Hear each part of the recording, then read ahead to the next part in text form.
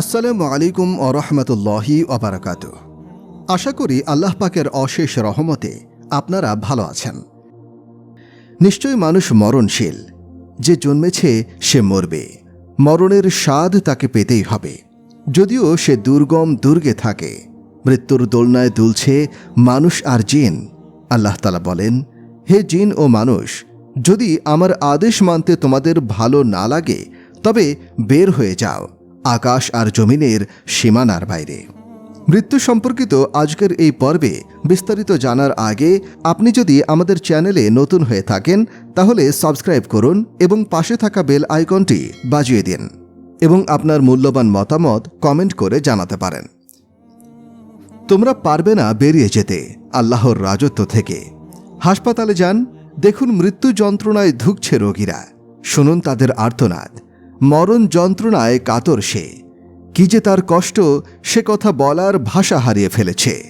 Doctor এসে যন্ত্রপাতি ব্যবহার করে উচাটন করে ফেলেছে তাকে। বড় আশা নিয়ে ঢুকেছিল সে এখানে। প্রথমে ভাবত ডাক্তারই বুঝি তাকে সারিয়ে তুলবে, কিন্তু সে হারিয়ে ফেলে বিশ্বাস। সে দেখে তার পাশের বেডে রোগী ধুঁকতে ধুঁকতে মারা গেল। একই ডাক্তারের চিকিৎসায় সে রয়েছে বেঁচে, হয়ে উঠেছে সুস্থ। বুঝতে পারে বাঁচা আর মরা আল্লাহ তাআলার হাতে। প্রতিদিন প্রতিটি হাসপাতাল আর শত শত ক্লিনিক থেকে একদিকে বের হচ্ছে লাশ, অন্যদিকে বেরিয়ে আসছে সুস্থ মানুষ। মৃত্যুকে দেখুন যাত্রাপথে কিভাবে ওত পেতে থাকে।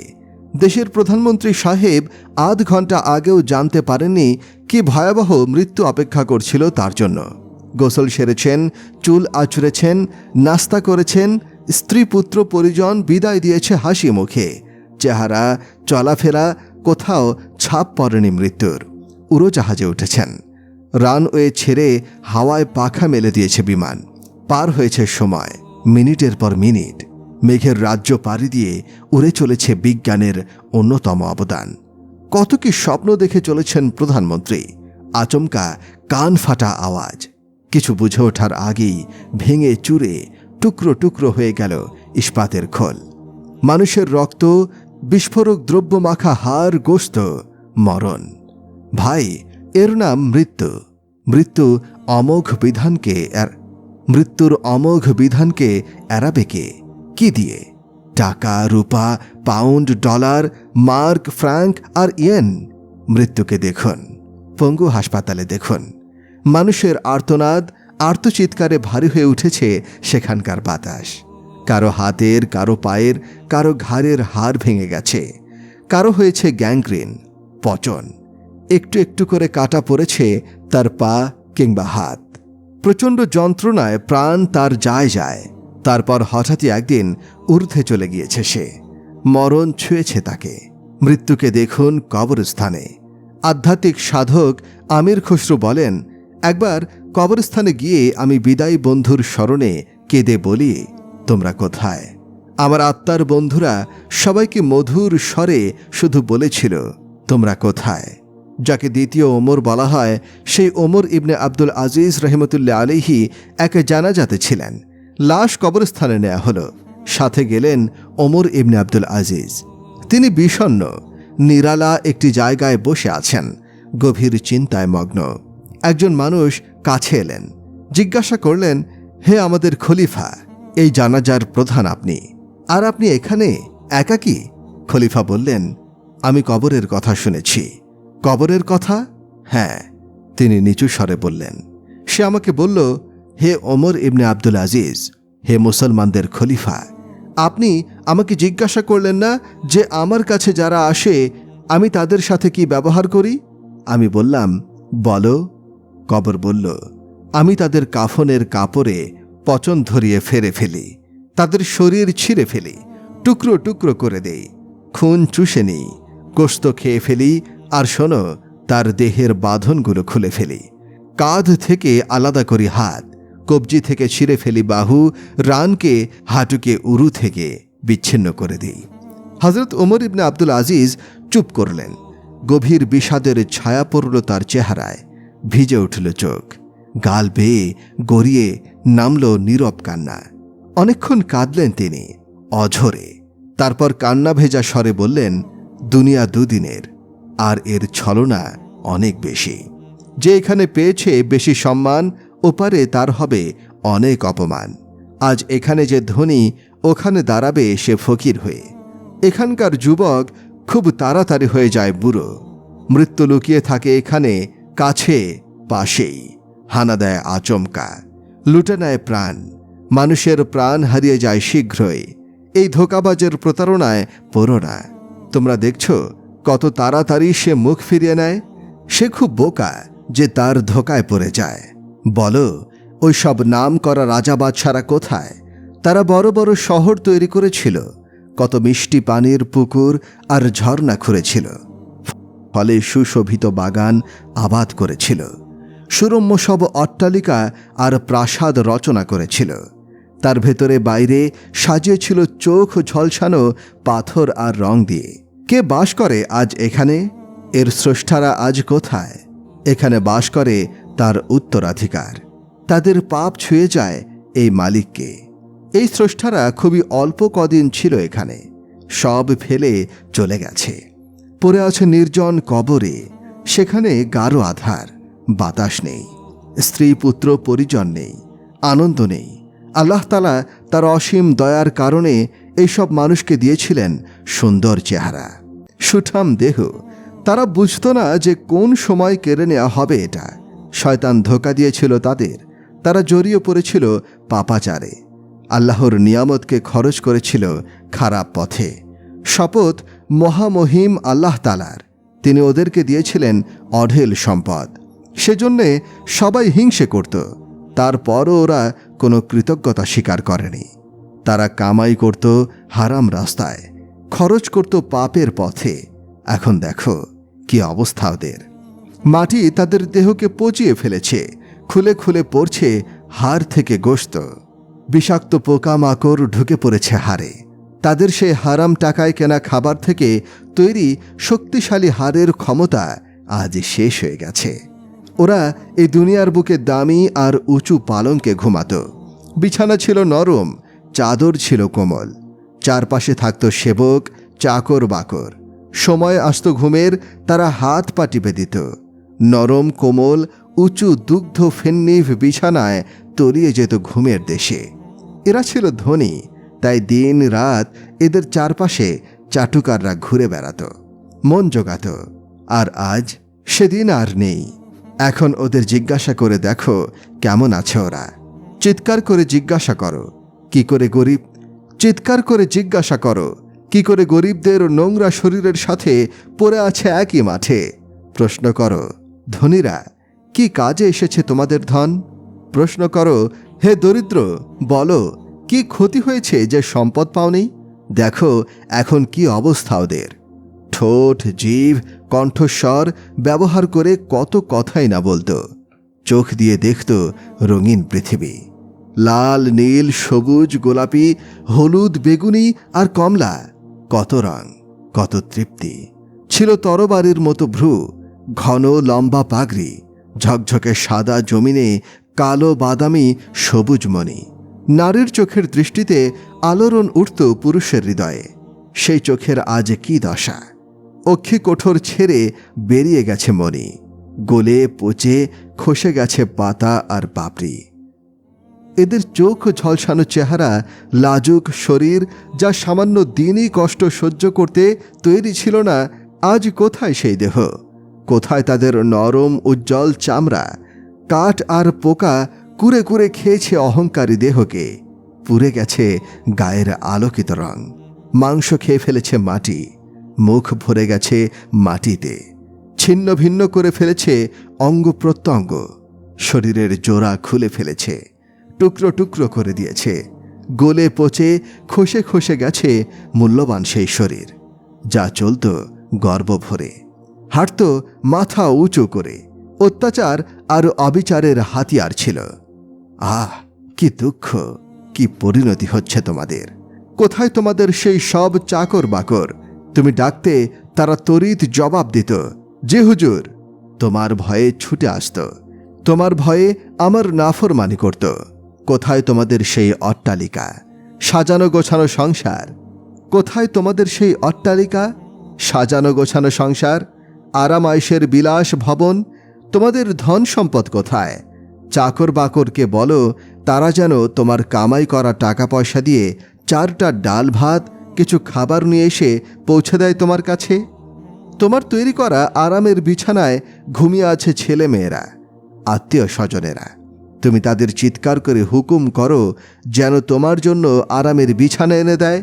তুমি এই নির্জনে, এই রুদ্ধশ্বাস কবরের আধারে একটু বিশ্রাম নাও। কই, ডাকো তাদের। আল্লাহকে ভুলে যাদের জন্য সবকিছু করেছ, আজ তোমার ডাকে সাড়া দিচ্ছে কি? আসছে?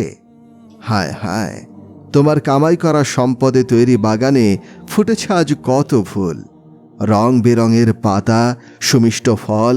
ওদের বলো তারা যেন তোমাকে কিছু দেয়। কবরে ফুল দিক, সুরভিত ফল দিক, খাবার দিক। দিচ্ছে? দেয় না? তোমাদের আর্ত চিৎকার, হাহাকার পৌঁছে না ওদের কানে। তোমাকে ভুলে গেছে ওরা। তোমার স্ত্রী, তোমার সন্তান, তোমার বন্ধু বান্ধব, সবাই। কবরবাসী, আজ তোমরা একা। গাঢ় আধার ঘিরে আছে তোমাদের। এই পৃথিবীতে হচ্ছে রাত আর দিন। তোমাদের সবই সমান। তোমাদের বন্ধুরা আড্ডা দিচ্ছে। তোমাকে ছেড়ে সুখ দুঃখ শোনার লোক আজ আর তোমার নেই। তুমি একা, একেবারেই একা। কত সুন্দর দেহ তোমার, কত সযত্নে লালিত পালিত আদরের দুলাল তুমি। আজ আর কেউ নেই পাশে। ধুলি ধূসরিত তোমার দেহ, পচা গলা দুর্গন্ধে ভরা তোমার শরীর, পুতি গন্ধময়। কে ছোবে তোমাকে? কে ভালোবাসবে? তোমার দেহ ছিন্ন ভিন্ন, খুলে গেছে শরীরের জোড়া, চোখ বের হয়ে ঝুলে পড়ে আছে তোমার মুখের ওপর। ঘাড় মাথা আলাদা হয়ে গেছে, নাকে ঢুকেছে মাটি, মুখ ভরে জমেছে পানি আর পুজ। শরীরের সবখানে চড়ে বেড়াচ্ছে বিষাক্ত কীট। আর ওদিকে তোমার সুন্দরী বউ বিয়ে করেছে আরেকজনকে। তোমার সুদর্শন স্বামী আনন্দে আছে আরেক অপরূপাকে নিয়ে। আজ আর তোমার কথা মনে নেই তার। মুছে ফেলেছে সুখের সব স্মৃতি। তোমার সন্তানেরা, তারা তাদের এইমাত্র বিয়ে করা বউ নিয়ে খুশি আছে। তুমি কেমন আছো তা দিনেও একবার ভাবে না, রাতেও না। তোমার রক্ত, ঘাম আর পাঁজর ভাঙা পরিশ্রমের পয়সায় তৈরি করেছে প্রাসাদ। সেখানে কোথায় তোমার স্মৃতি? সব কামরা থেকে মুছে ফেলেছে ওরা তোমার চিহ্ন। তোমার ফেলে আসা জমি জায়গা, ঘর বাড়ি, ব্যবসা বাণিজ্য নিয়ে সন্তানদের মাঝে আজ ঝগড়াঝাঁটি, কলহ বিবাদ, মারামারি, কাটাকাটি, এমনকি খুন পর্যন্ত হয়ে গেছে। তোমার এক সন্তান অন্যের রক্তপিপাসু। কবরবাসী, গতকাল ছিল তোমার মৃত্যুদিন। তুমি তার আগের দিন জানতে না। ধোকায় ছিলে তুমি। ভেবেছিলে দুনিয়া চিরদিন তোমার সাথে থাকবে। এটা বিদায়ের ঘর। ভুলে গিয়েছিলে তুমি। তুমি ভাবতে পারোনি তোমার এই সুবিশাল বাড়ি, বাগানের পাকা ফল, নরম আরামের শয্যা, শীত ও গরমের পোশাক সব ফেলে চলে যেতে হবে। হঠাৎ একদিন আসবে আজরাইল আলাইহিস সালাম। তুমি ভিক্ষা চাইবে প্রাণ, কিন্তু আজ আর কোনো কিছুই আটকাতে পারবে না তাকে। অমোঘ নিয়তি চলে এসেছে তোমার কাছে। দেখতে পাচ্ছ তুমি সবই, বুঝতে পারছ। আবার ফিরে যেতে চাইছ ভালোবাসার পৃথিবীতে। একটু পুণ্য করতে, স্মরণ করতে আল্লাহ তাআলাকে, মানতে নবী করিম সাল্লাল্লাহু আলাইহি ওয়াসাল্লামের প্রতিটি আদর্শকে। কিন্তু আর যে সময় নেই আজ। ফেরার আজ কোনো পথ নেই। যেতে হবে চলে। হায় হায়, আগে যদি বুঝতে, যদি শুনতে। আজ ভয়ে কাঁপছ তুমি, থরথর করে। তোমার চোখ বড় বড় হয়ে উঠেছে, বিস্ফোরিত। তোমার চারপাশে কত আত্মীয়, সুহৃদ, হিতার্থী, শুভাকাঙ্ক্ষী। কেউ দেখে উদ্ধার করতে পারছে না তোমাকে এই সীমাহীন কষ্ট থেকে। কেউ বুঝতেই পারছে না দেখি। হায়, যিনি তোমাকে সাহায্য করতে পারতেন তাকে ভুলেছিলে তুমি। একবারও মনে করনি তাকে, পরম প্রভু মহান আল্লাহ রব্বুল আলামিনকে। কি জিনিস এত উদাসীন করেছিল তোমাকে? কার ভালোবাসায় ভুলেছিলে অন্তহীন প্রেমের পরম প্রভুকে? তারা আজ কোথায়? কেউ কিছু করতে পারছে না? একটু সাহায্য, দুঃখ, কষ্ট, যন্ত্রণা একটু কমিয়ে দিতে পারছে না কেউ? আহ, দেখো কারা তোমাকে মুগ্ধ করেছিল। তুমি মন্ত্রমুগ্ধ ছিলে সব জড় অসার শক্তির। দেখি আজ উদ্ধার করুক তোমায় নির্জীব অসহায় সব উপাস্য। ধন সম্পদ, স্ত্রী পুত্র, বাড়ি ঘর, মোড়ল সর্দার, কোথায় তাদের ক্ষমতা? নেই। ভুল ভাঙছে তোমাদের। আহ, কদিন আগে যদি ভাঙত। মৃত্যুদূত এসেছে, তুমি ভীত সন্ত্রস্ত, ঘেমে নেয়ে উঠছ, অসার পরে আছো, ঘামের পর ঘাম আসছে, পিপাসা লেগেছে। কে পানি দেবে? 7 সমুদ্র 13 নদীর পানি পান করলেও পিপাসা মিটবে না। ছটফট করছ, করট বদলাচ্ছ, গলার কাছে কাটা, বের হচ্ছে না, নামছে না। আল্লাহ তাআলা বলেন, যখন প্রাণ এসে হাজির হয় কণ্ঠের কাছে, কেন পারো না তোমরা ফেরাতে তা? কদিন আগে ছিলে তুমি দুনিয়ায় আলো বাতাসে আর ভালোবাসায়। তখন মৃতদের চোখ বন্ধ করে দিয়েছ, গোসল দিয়েছ, কাফন পরিয়েছ, জানাজা পড়েছ, কবরে রেখে চাপা দিয়েছ মাটি। আর আজ? এমন অনেক কথা বললেন আখিরাতের পথিক দরবেশ বাদশাহ ওমর ইবনে আব্দুল আজিজ। তারপর 2টো পঙ্কোক্তি পড়লেন আজিজ। মানুষ এমন জিনিসে খুশি হয় যা খুব তাড়াতাড়ি ধ্বংস হয়ে যাবে। সে মগ্ন থাকে বড় আর লম্বা আশায়। হে আহম্মক, স্বপ্নের ঘোরে আছো তুমি, স্বপ্নের আনন্দে তুমি বিভোর। এমন করো না। উদাসীনতায় কেটে যায় তোমার দিন, রাত কাটে ঘুমের ঘোরে, আর মরণ চেপে বসে আছে তোমার কাঁধে। যেসব কাজে দিন কাটাচ্ছ, কাল তার জন্যেই করবে পরিতাপ। 2 দিনের দুনিয়ায় দিন কাটাচ্ছ তুমি 4 পেয়ে জানোয়ারের মতো। হপ্তাখানিক পর এক দুপুর রাখাল বালক বকরি চড়াচ্ছে মরু উপত্যকায়। সাথে সাথী ইহুদি রাখাল। রুক্ষ মরু, চারদিকে ঘন বন, প্রচণ্ড উত্তাপ ছড়াচ্ছে সূর্য, যেন মাথার উপরে নেমে আসবে এক্ষুনি। চামড়া পোড়া গরম, দিশেহারা বোধ করছে রাখাল। হঠাৎ তুন থেকে ছোড়া তীরের মতো ছুটে এলো সে। হিংস্র বাঘ আকাশ বাতাস কাঁপিয়ে আত্মা কাঁপানো প্রচণ্ড গর্জন তুলে ঝাঁপিয়ে পড়ল পালে। চিলের মতো ছো মেরে একটা ছাগল পাল থেকে নিয়ে অদৃশ্য হলো বনে। চোখের পলকে এখনো বাতাসে শোনা যাচ্ছে বাঘের গোঙানি। কিন্তু এ কি? ইহুদি সঙ্গী রাখাল অবাক হল। মাথার পেছনে হাত দিয়ে মুখ আকাশে তুলে চিৎকার করে কেঁদে উঠল মুসলমান রাখাল। প্রাণে বেঁচে গেছি, জানের ফাড়া কেটেছে মালের উপর দিয়ে। বকরি গেছে মাত্র একটা, এতে কাদার কি আছে ভাবছে ইহুদি রাখাল। অবাক হয়ে হাহাকার করা শব্দে কাঁদছে রাখাল। কাঁদছিস কেন? ইহুদি শুধায়। জানে বেঁচে গেছিস? মাত্র একটা বকরি গেছে তোর। কেঁদেই চলেছে মুসলিম। বকরি হারানোর দুঃখে কাঁদছি না। খানিক পর থিতিয়ে এলো তার কান্না। তাহলে? কাঁদছি এজন্য যে খলিফা ওমর ইবনে আব্দুল আজিজ আর নেই। এটা কেমন কথা? ঠিকই বলছি। চোখ মুছে গভীর বিষাদে বলে মুসলিম। যদি তিনি বেঁচে থাকতেন, বাঘ ছাগলকে আক্রমণ করতে সাহস পেত না। হ্যাঁ, তখনই ওমর ইবনে আব্দুল আজিজ দুনিয়া ছেড়ে চলে গেছেন। তার স্ত্রী বলেন, খলিফা হবার পর তিনি আর রাতে ঘুমাননি, সারা রাত কাঁদতেন। নামাজে, দোয়ায়, সিজদায় আর তিলাওয়াতে তিনি বলতেন, হে আল্লাহ, দজলার উপর যে পুল, সেখানে যদি নির্জনে একজন বাঘ অন্য একজন বকরির দিকে কড়া নজরে তাকায়, তাহলে তার জবাব কাল হাসরের মাঠে আমাকে দিতে হবে। খলিফা হবার 2.5 বছরের মাঝে একদিনও তিনি ফরজ গোসল করেননি। আজকে এ পর্যন্তই। পরবর্তী ভিডিও দেখার জন্য আমন্ত্রণ রইল। খুব শীঘ্রই পার্ট 2 আসবে। ধন্যবাদ। আমার প্রাণপ্রিয় দর্শক শ্রোতা বন্ধুরা, আপনারা কষ্ট করে সম্পূর্ণ ভিডিওটি দেখলেন। যদি এমন আরও গুরুত্বপূর্ণ ইসলামিক ভিডিও পেতে চান, তাহলে অবশ্যই আমাদের চ্যানেলটিকে সাবস্ক্রাইব করুন এবং লাইক কমেন্ট করে আপনার মূল্যবান মতামত আমাদেরকে জানান। ভালো থাকবেন, সুস্থ থাকবেন। আজকের মতো বিদায় নিচ্ছি। আলোচনা হবে অন্য কোনো বিষয় নিয়ে, অন্য কোনো ভিডিওতে। আসসালামু আলাইকুম ওয়া রাহমাতুল্লাহ।